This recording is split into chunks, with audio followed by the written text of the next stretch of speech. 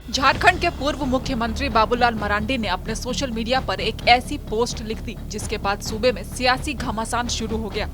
मरांडी ने लिखा कि खुफिया एजेंसियों के मुताबिक झारखंड के बड़े हिस्से यानी संथाल बहुल इलाके, बिहार का किशनगंज जिला, पश्चिम बंगाल, अधिकांश उत्तर पूर्वी राज्य, नेपाल और म्यांमार के कुछ हिस्से को मिलाकर बांग्लास्तान नाम का देश बनाने की साजिश चल रही है।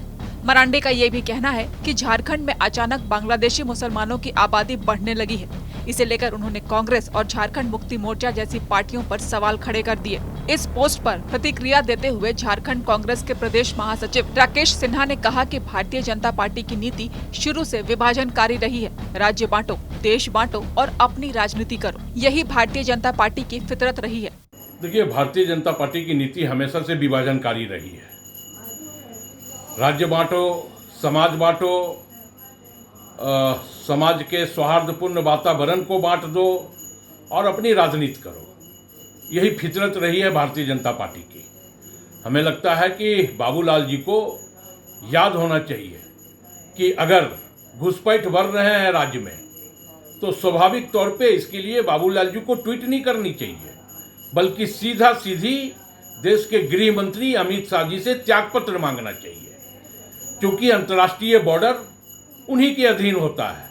और अगर अंतर्राष्ट्रीय बॉर्डर को अमित शाह जी कमजोर करके, देश के गृह मंत्री कमजोर करके सिर्फ विधानसभा में अगर वोटों की राजनीति कर रहे हैं तो ये भी एक बहुत बड़ा अपराध है कि देश की भावनाओं के साथ, देश के सीमा के साथ, देश की सुरक्षा के साथ देश के गृह मंत्री खिलवाड़ कर रहे हैं। तो हमें यह लगता है कि बाबूलाल जी को सबसे पहले देश के गृह मंत्री से त्यागपत्र मांगना चाहिए। दूसरी ओर बाबूलाल मरांडी के ट्वीट का समर्थन करते हुए भारतीय जनता पार्टी के प्रदेश प्रवक्ता प्रतुल शाहदेव ने कहा कि बांग्लास्तान का मुद्दा बेहद ही खतरनाक है। देश के खिलाफ कोई भी साजिश हो तो केंद्र और राज्य सरकार को समन्वय बनाकर कड़ाई से ऐसी साजिशों से निपटना चाहिए। वस्तुतः बांग्लास्तान का मुद्दा बहुत ही खतरनाक है और एक साजिश चल रही है। ये खुफिया एजेंसियों की रिपोर्ट में आया है कि पश्चिम बंगाल के कुछ हिस्से को मिलाकर झारखंड, बिहार, नॉर्थ ईस्ट के कुछ हिस्सों को मिलाकर, नेपाल के कुछ हिस्सों को मिलाकर, म्यांमार के कुछ हिस्सों को मिलाकर एक अलग बांग्लास्तान बनाने की साजिश चल रही है जो मुस्लिम बहुल हो, और एक अलग देश की साजिश चल रही है। देश के खिलाफ कोई भी कुचक्र हो उसे केंद्र और राज्य को समन्वय करके कड़ाई से कुचलना चाहिए।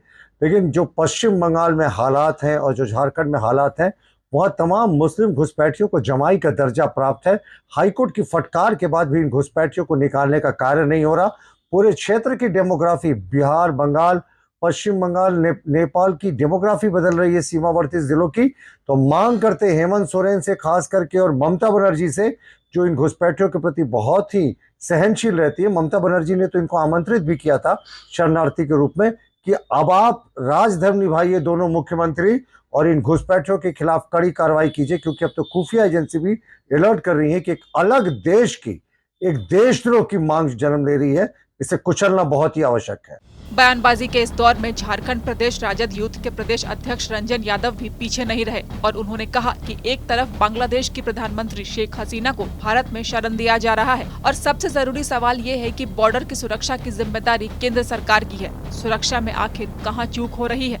देखना चाहिए कि बांग्लादेश के संरक्षण तो वो दे रहे हैं। अगर प्रधानमंत्री यहाँ आ रही है तो उनका यहाँ के प्रधानमंत्री उनको वेलकम कर रहे हैं और बॉर्डर उनके अंडर में होता है। बॉर्डर का जिम्मा केंद्र सरकार को होता है, तो केंद्र सरकार क्या कर रही है तो चीज़ पूछना चाहिए उनसे। तो बाबूलाल जी बार बार उनको कोई मुद्दा मिल नहीं रहा है, उनके पास कोई अभी कुछ बोलने का मिल नहीं रहा है, तो बार बार वो बांग्लादेशी बोल रहे हैं। तो बांग्लादेशी का क्वेश्चन पहले उनको अपने केंद्र सरकार से करना चाहिए कि केंद्र सरकार वहाँ क्या कर रही है, बॉर्डर पे क्या कर रही है, बॉर्डर का सुरक्षा कहाँ गया, बॉर्डर पे सुरक्षा करे केंद्र सरकार, तब यहाँ क्वेश्चन करे कि बॉर्डर से आया है तो यहाँ है। इसके बाद हम लोग देखेंगे।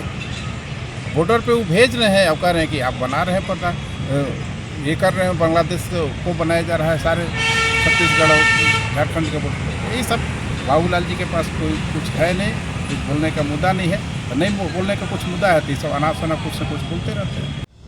इन दिनों झारखंड के संथाल परगना में तेजी से बदलती डेमोग्राफी और बदलती बांग्लादेशी घुसपैठ को लेकर बीजेपी के नेता लगातार मुखर हैं।